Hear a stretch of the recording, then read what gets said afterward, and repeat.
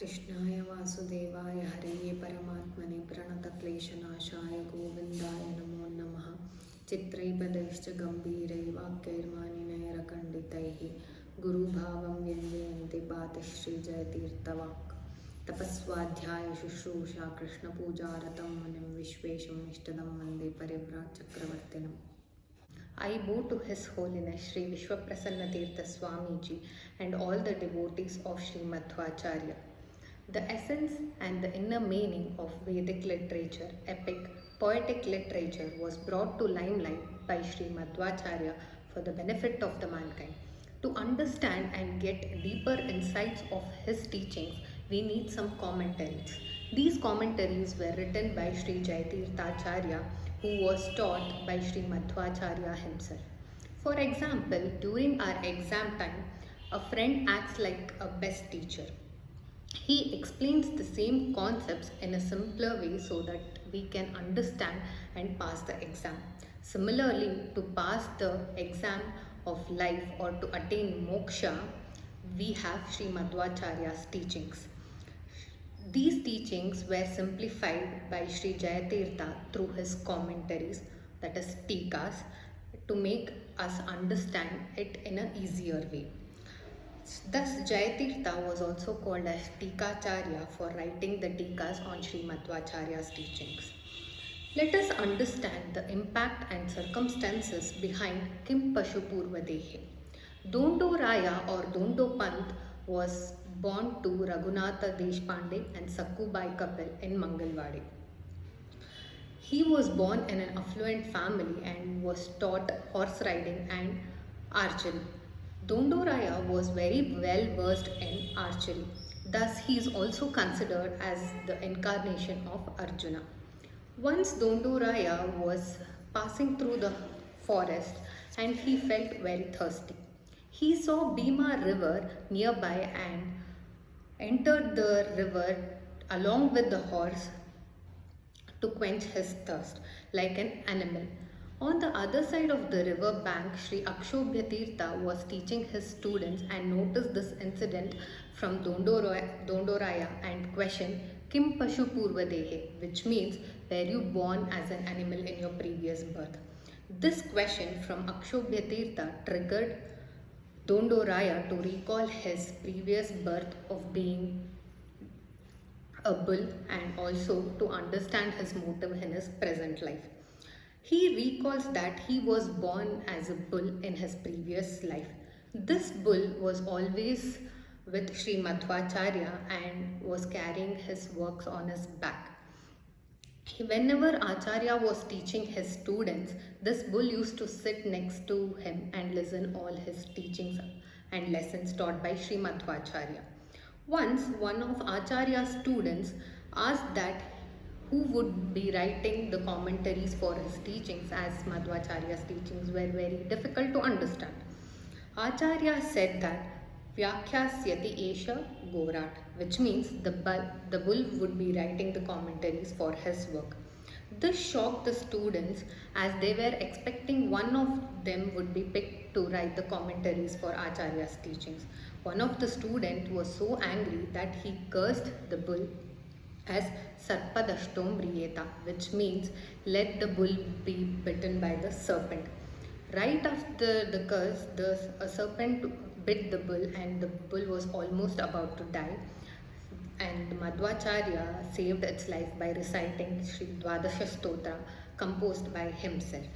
Later, Madhvacharya asked his students to go near the bull and listen to it carefully. The bull was reciting Dwadasha Stotra composed by Sri Madhvacharya. Thus, the students understood that the bull was not an ordinary soul and was a divine soul chosen by Acharya to write his commentaries. Dondo Raya recalls this incident and understands the motive of his present life. He asks Akshobhyatirtha to grant him Sannyasa Diksha and accept as his student. Akshobhyatirtha suggests him that to become the successor and learn Madhvacharya's teachings. Dondo Raya was keen to learn about Madhvacharya's teachings but had no interest on becoming the successor.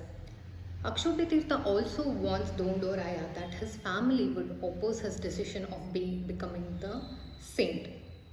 Raghunatha Raya also opposed this decision, his son's decision, and takes him back to home and planned that Dondoraya would be distracted if he started his own family.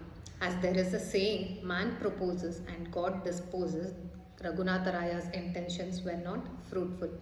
Dondu Raya had an amsha of Adishesha and also got an indication from Lord that he should be the successor of Akshobhyatirtha. Thus, Sannyasa Diksha was bestowed to Dondu Raya and was renamed as Sri Jayatirtha. He restudied actually, uh, he restudied Acharya's teachings from Akshobhyatirtha and toured across India to promote Sri Madhvacharya's teachings. He involved in various kinds of debates with different kinds of scholars and with different line of studies and explained them about Madhva Siddhanta. Later he did tapasya for 12 long years and was blessed from goddess Durga and received a book and a pen to start his work on Madhvacharya's teachings. He moved to a cave near Eragola village and started his commentaries for Madhvacharya's teachings. Jaya means 18. So Jayatirtha composed 18 commentaries for Acharya's teachings, and he also wrote 3 independent granthas by himself. While Jayatirtha was working in the cave, Sri Vidyaranya visits him. Jayatirtha offers Pramana, Lakshana, Bhashya, and Vidyaranya comments that these are kids' commentaries. To this, Jayatirtha asks him to read the Nyaya Kalpalata Tika written by him. Vidyaranya reads these commentaries written by Jayatirtha and applauds. Sri Jayatirtha was a great divine soul and had divine powers. Once a breached lake was fixed by the mud given by him, and till to date the lake is full of water and has never been breached, and it is a source of water for the people in that area. Sri Vijayadasaru applauds Sri Jayatirtha in one of his works as below.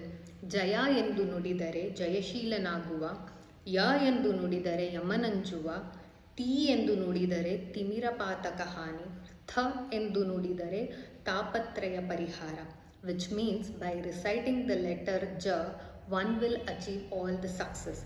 By reciting the letter Ya, the god of death Yama can never come near us.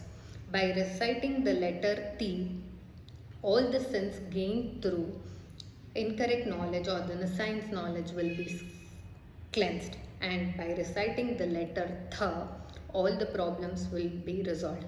Thus, by remembering the great soul Sri Jayatirtha, one can achieve knowledge, devotion and mortification, that is Jnana, Bhakti and Vairagya. Let us all pray to Sri Jayatirtha to bless and enlighten us to lead our life in the right way. I thank the organizers for providing me such an opportunity to speak few words about Jayatirtha and his works. Shri Krishna Arpanamastu.